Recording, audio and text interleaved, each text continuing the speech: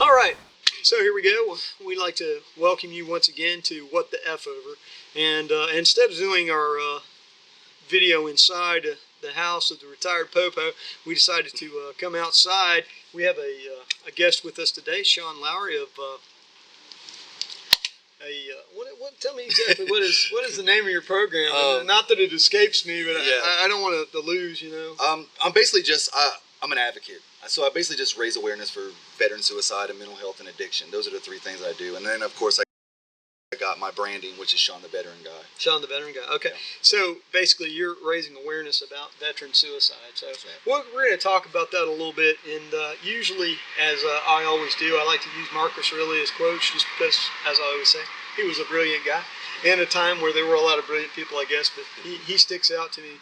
And one of the things that, as I was going over my notes today for this particular video, I wanted to say wanted to use one of his quotes, which is, "The soul becomes dyed with the color of its thoughts." And what that means to me is your soul becomes colored, I guess, based upon the sum total of your experiences. Yeah. So, you know, and I think that speaks to, you know, some of what we're going to talk about today with you and even your own struggles. And you served 9 years in the military, 5 years in the National Guard, yep. 4 years in the Army, and came out of the military with PTSD. Is that right? Yes, that's right. So, so tell me a little bit about that. Okay. It was in 2012. I actually spent my last tour was in 2010 and 11, and I got injured, and so they sent me to Fort Gordon, Georgia, where I had to have surgery. And while I was there, I thought that I was just going to have surgery, you know, and then go back to my unit. It didn't work out that way because, as most people know, you get, you know, anytime you're in a medical hold situation, they're going to have you see doctors and everything else. And so I started telling them about, you know, some things that I was having, issues and nightmares and just a lot of fatigue, a lot of things was going on. And eventually, after doing numerous tests, they diagnosed me with PTSD and major depression and anxiety, and they had me on so much medication that I can't even name them all now, but there was about a total of 15 different medications I was taking. So let me just ask you about that for a second. I mean, and you know, in law enforcement as well as in the military, and I've been in both, mental health and struggling with dealing with problems, do you think that we're doing enough to I guess highlight that and say, okay, you know, if you've got a problem here, let's help you fix that problem so that you can move past it? Because mental health issues are just like any other kind of illness. I mean, you can, I don't want to say you can be cured, but the symptoms can be treated, and you can learn to work your way through it, if not deal with it, and hopefully, you know, come to some kind of resolution with it. Right. Do you think that there's still a large amount of stigma attached to that? Oh yeah, definitely. And I definitely agree with what you just said. I think to date, 2020, we have way more awareness than we've ever had. Here's the problem. Even though it is a stigma, not just from individuals in the community, but here's the problem. Even in the military, and I'm not too much sure about the law enforcement, but I imagine that if you were an officer and you were diagnosed with some type of mental health, that's going to affect your job because you're going to start feeling like you're being judged from your peers. And see, in my experience in the military, what I'm trying to say is that being diagnosed with a mental health problem, it can also affect yourself. But when you start telling other people that, you start, you know, like your higher ups, they start judging you. Other comrades don't want to go on missions with you. You know, it's almost like you don't want to tell anybody because you don't want to be crucified for it. I got you. So that's what I'm trying to get at. So there's a stigma, but there's also, for us, it's just like you don't want to say nothing. You just rather try to deal with it and drive on because you don't want to be judged. Well, I think that's certainly something that the military and law enforcement share in common is the fact that, you know, if you're having some kind of a mental health crisis or you're just having issues that you need to deal with. I mean, you know, there are millions of people on this planet who have mental illness issues. Right. That continue to press on every day. Some of them are cops, some of them are veterans, some of them are active duty military. The problem is that we have 22 veterans a day, and we were talking about it before we started the video, but it's probably about 25 a day actually, but let's just go with the 22 documented. That's 8,030 veterans a year are committed suicide.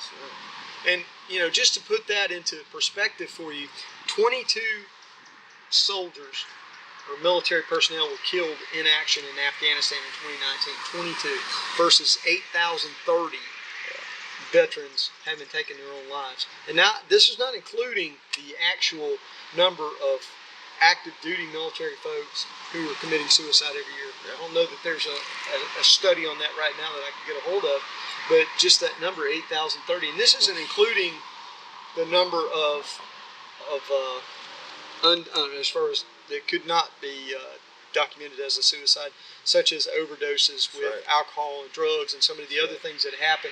You know, veterans or active duty folks that have been killed in drunk driving incidents, so on and so forth. That could all be attributed to that.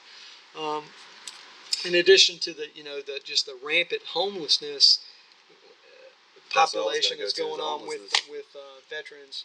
I mean, that's a large problem, and I guess the biggest thing is that we need to continue to spread awareness with is just mental health in general, and that our law enforcement officers are veterans, and there's a lot of law enforcement officers that are also veterans, and that's one of the reasons I asked you to come and speak with us today, because of your program with Shawn the Veteran. And I understand you're reaching about 15,000 people with all of your stuff that you've got with TikTok and your Facebook page, YouTube. Did I miss anything? Instagram, and all this. Wow, 15,000 people. That's a lot. And I didn't say at the beginning, but I do have an organization. It's called Vet Life for Life, and that's my my group on Facebook. We have about 3,000 members right now. Wow. In that one, and I am actually in the middle of trying to create a 501, so that way I can, give back to the community more.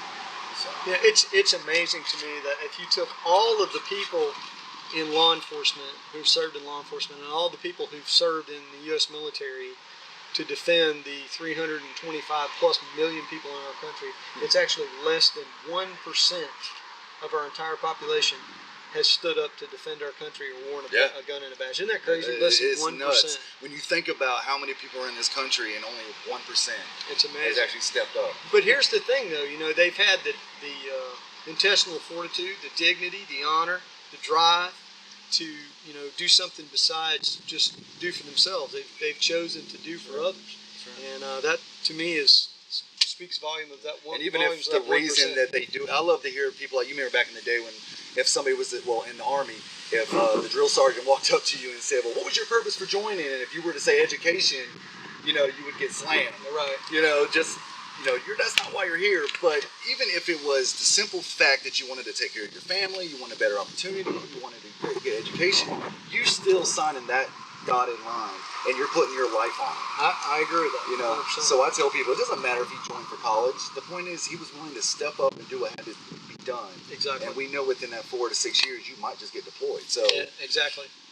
It's certainly a chance that you take. So, is there anything else that you wanted to add that we haven't talked about? Yeah, actually, I do. I think the VA needs to do a little bit better at stepping up. Their research right now is only saying 20 veterans a day. And you know what? It may seem like from 22 to 20 is just a simple two numbers, but it's not. Right. If you think about it, there's over 8,000 veterans taking their life every single day. Right. That's an epidemic. And it's more than that. The VA, it's almost like they're trying to make it less of a epidemic. It's only 20 a day, not 22. Not 22.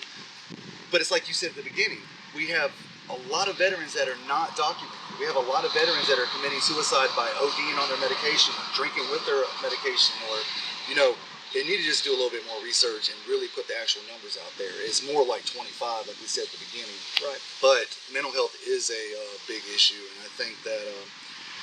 I just think that we just all continue as a community to raise awareness and show others, like, I'm a man, you're a man, I have mental health problems, I've struggled with addiction, but that doesn't make me more or less of a man than anybody else.